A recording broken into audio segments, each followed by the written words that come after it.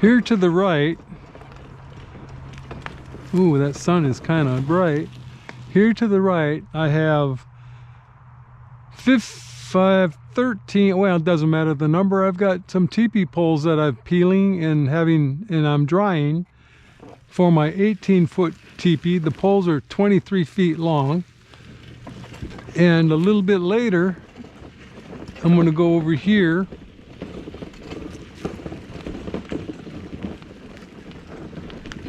and peel these last two poles that you see here. And then after they dry out in a couple weeks or a month, I'll be putting up the 18-foot Nomadics teepee. Bought it a couple of years ago, a couple $1,000 and some, and I probably more expensive now, so I'm probably glad I bought it then.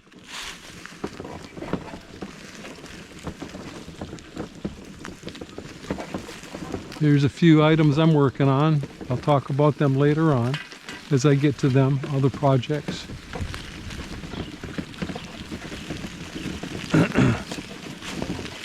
This one here is the Travoy teepee, which I'm kind of thinking that in the evolution of teepees that maybe they started out by leaning some Travoys up against each other.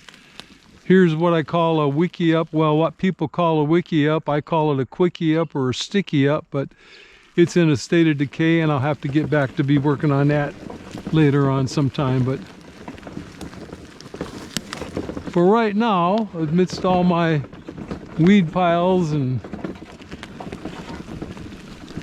landscaping decorations and stuff, what I'm mainly here to talk about today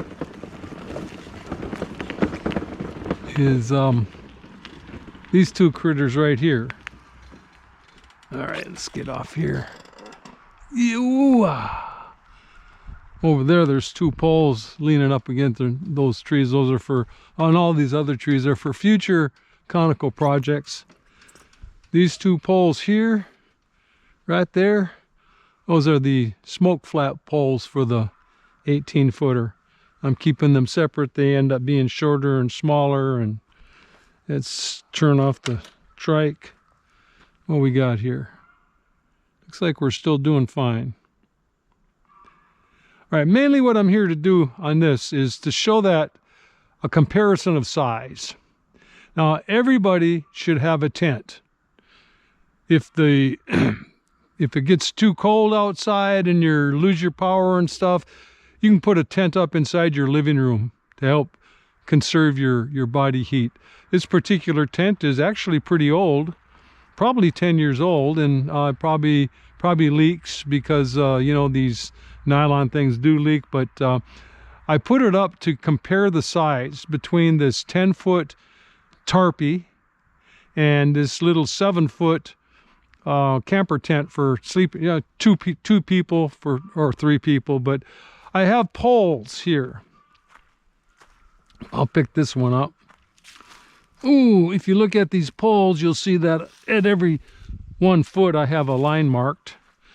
And so the front of this tent is 1, 2, 3, 4, 5, 6, 7 feet wide, and it's actually 7 feet wide. So 5 deep.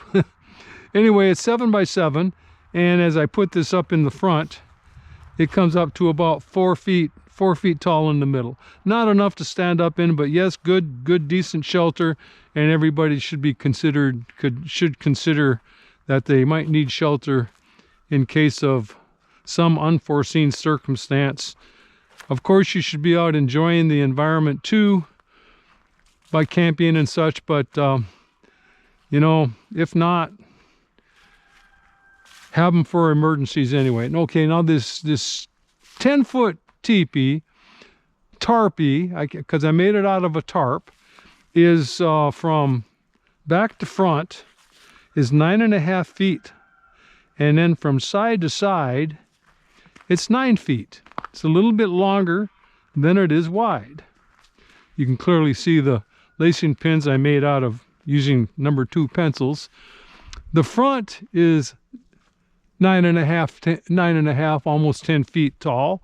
And then the back, I'm trying to keep out of the sun so that I don't blind out my camera. The back, the measuring pole, now I've got the smoke poles up there, but I have a measuring pole there and it's leaned over. So let's try to fix it. Oh no, it's not. It's not leaned over. It is, this is a 10-foot long pole, so it is 9 feet in the back.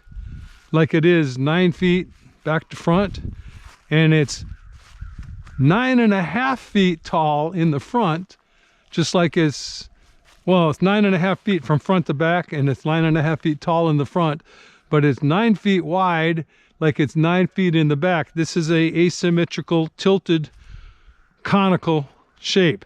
Now, conical, let's get technical here. A cone is round, like as in round. This, if you look, the surface has got a flat spot, a flat spot, a flat spot, a flat spot. That makes it actually technically a pyramid when it comes to solid geometry. So this is a, what, 11-sided pyramid, and I don't think there's a word for that, but I call them conicals because they're like unto a cone, and this particular one is not expensive. It took me a long time to make because of the different things that I designed into it, but inexpensive. That tent over there, oh, it cost me 40, 50, 60 bucks. This here cost me 40, 50, 60 bucks. And that one can just about fit on the inside of this one. Good morning there, Remy. How are you? All right. And so, just to say that the smallest teepee that you want to make is 10 feet. This is the tiniest. When you look at those, what's his name? Let's see, Cheap RV Living. I think his name is Bob. He says he buys these, or he features some of these bell tents. He calls them teepees, but they're a bell tent by a couple of different companies, and the smallest one out there is 10 feet, and he basically says, you know, that's the smallest you can do. Now your 10-foot bell, one pole up the center conicals, they're not as tall as this. Well, they're probably as tall, but the sides go out farther because at the base there's a 2-foot base that surrounds, which gives you a little bit easier living room to live in. Why do I talk about these conicals as being important? Well, number one, because it's inexpensive. Yes, they do take work. Yes, they do require effort, knowledge, research, and, you know, and that is my hobby. It's my fun time and everything. But in terms of, in real life, back before I retired, one of the last things that I ended up doing was I was a disaster manager. And I actually wrote a master's thesis on disaster management.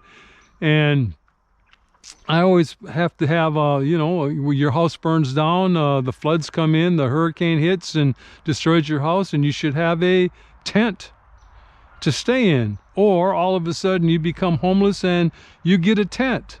But I'm telling you that these little short tents like that, cramped living where you're crawling around on the ground, gets old after a while, and should, you know, get a full-size tent so you can stand up in it.